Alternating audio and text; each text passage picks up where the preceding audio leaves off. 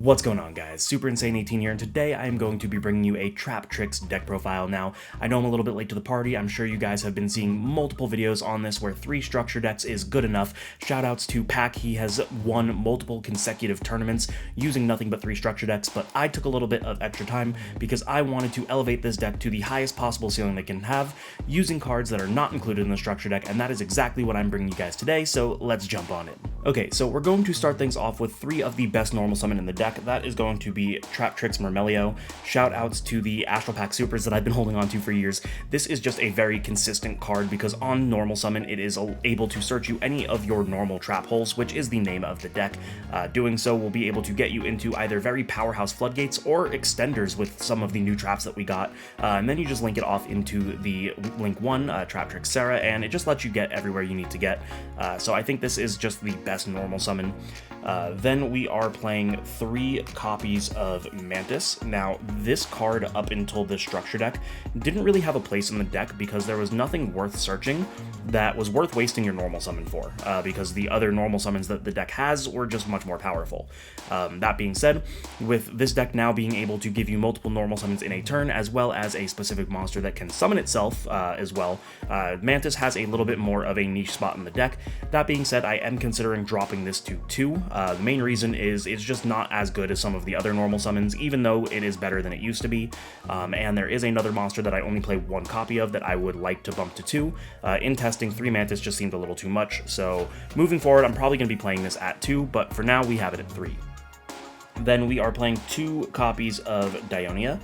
This is not only a really good normal summon because going into turns, 2, 3, 4, etc., it lets you re-special summon out some of your Traptrix that are in the graveyard, and they all get additional effects other than their normal summon effects when they're special summoned. So this card is really good for recursion, but not just that, you can summon it when it's special summoned. You can reset one of your trap holes from the graveyard, which is very crucial to the combo, so I definitely think that this card is worth playing at 2.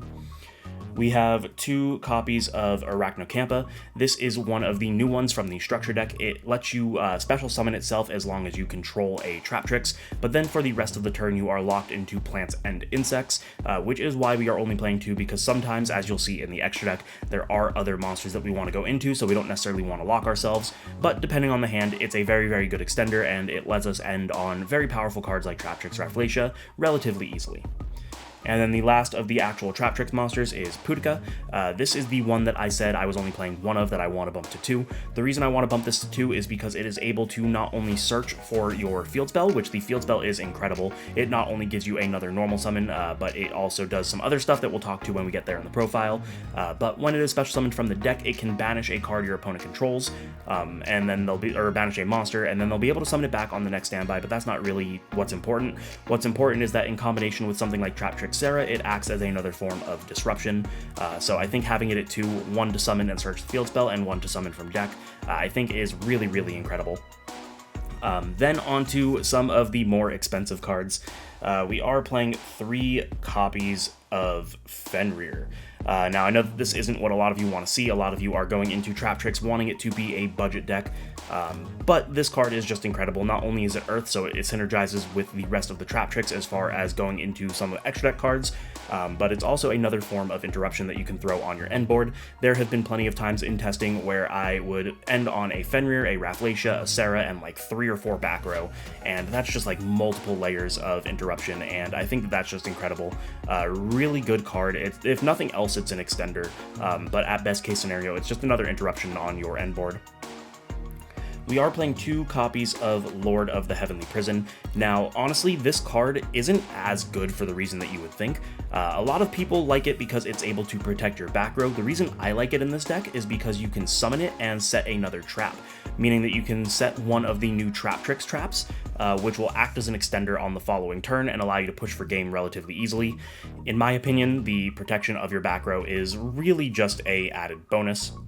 But we are playing 2, and it is searchable with a card in the extra deck, Gallant Granite. You saw it at the beginning, so I think that it is definitely worth playing, and that is also why we are playing 2 copies of Nibiru. Sometimes we go second, so we want to open it. Sometimes we just want to search this off Gallant Granite and tell our opponent, yeah, go ahead. If you can fight through my traps, you're still going to get met with a Nibiru, and that is going to be it for the monsters.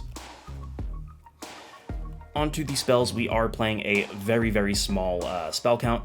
We have one copy of Traptrix Garden. The reason we only play one is because, again, it is searchable, but I think that with us only playing one, that's why I want to bump up the Pudica to 2 as well. And then we have 3 copies of Pot of Prosperity. This is just for consistency. Sometimes you just need to see more cards, and this is the best way to do it.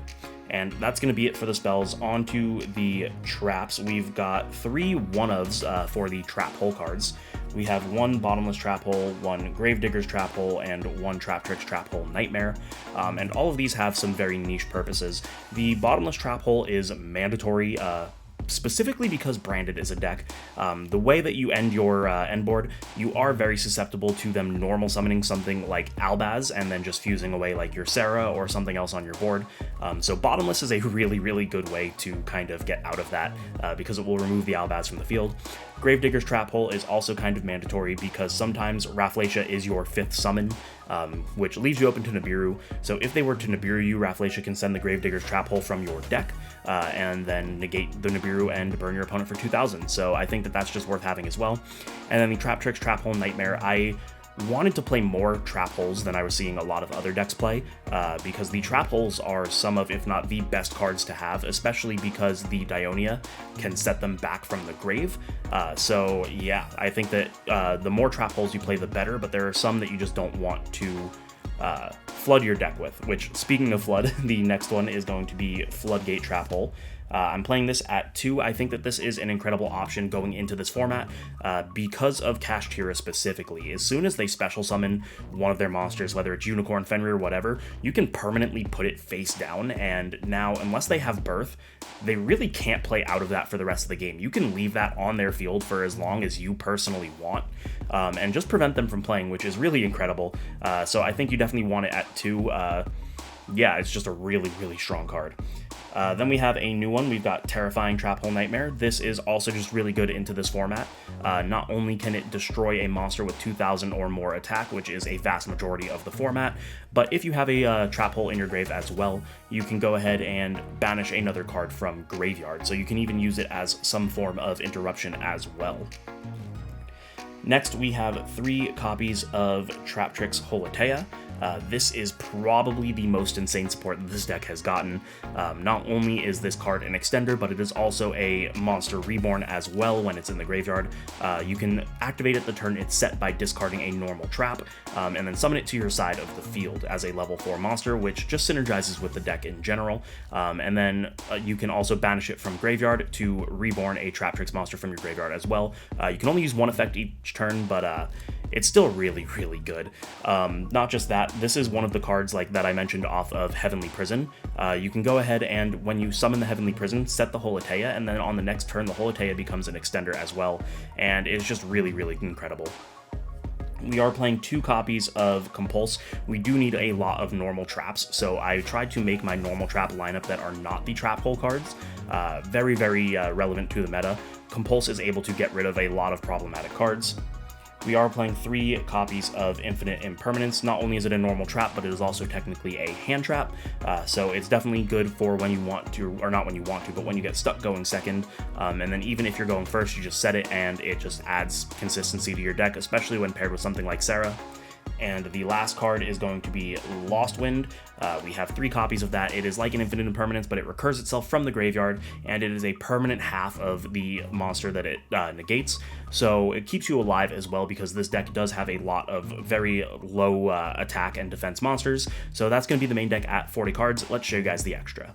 Kicking things off, we are only playing 1 of each of the Traptrix XYZs. I honestly think that I might want to bump Rafflesia up to 2. I just don't know what I would cut. But the XYZs aren't all that important to the strategy. Rafflesia is the most important. The Alamaris and the Pinglucula, however you pronounce that, probably butchered that name, definitely have their niches and they are useful, so they are still worth playing. But a lot of times you're not really going to use them all that frequently. So I think that Rafflesia is the one that I would consider bumping up. but I really don't know what I would remove. So now we are playing a lot of XYZs that aren't Traptrix names.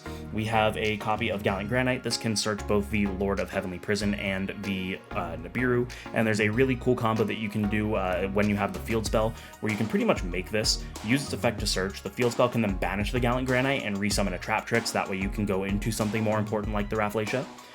We are playing number 41 Baguska. Not only is it a really good stun card, but it is also just really good for making Zeus, because when it's in attack, it can't be destroyed, so you're able to just, well, destroyed by card effect, but you're able to just make it swing into it without fear of your opponent doing anything to it, and then make a Zeus on top. We are playing Time Thief Redoer. This card is incredible in this deck because of the existence of Holotea. Since Holotea is a trap that summons itself as a monster and it is a level 4, you can overlay into the Time Thief Redoer, and then that gives you the best effect of Time Thief Redoer, which is the ability to bounce a monster by detaching a trap. So I think that this card is a mainstay in the deck if you are playing it the way that I am without just the 3 structure decks. If you're adding in outside cards, definitely don't sleep on Time Thief Redoer. That card is insane.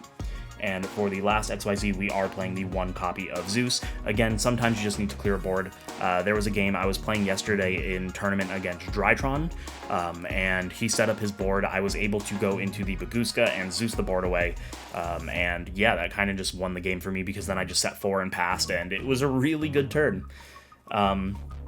We are playing 3 copies of Sarah. This is an insane card, probably the best card in the extra deck. For those of you that don't know what it does, is when you activate the effect of a Traptrix monster, it can set a trap hole from your deck to your field, and then if you activate a normal trap, you can special summon a Traptrix monster from your deck. So this just adds a lot of layers into the deck. It lets you end your board on more back row than you normally would, and during your opponent's turn, it's incredible because you can pair it with something like the Pudica. Let's say that your opponent has 2 monsters on board. You imperm one of them, and then you use the effect of Sarah to summon the Pudica, and then you can banish another monster that they control. So just a really incredible card.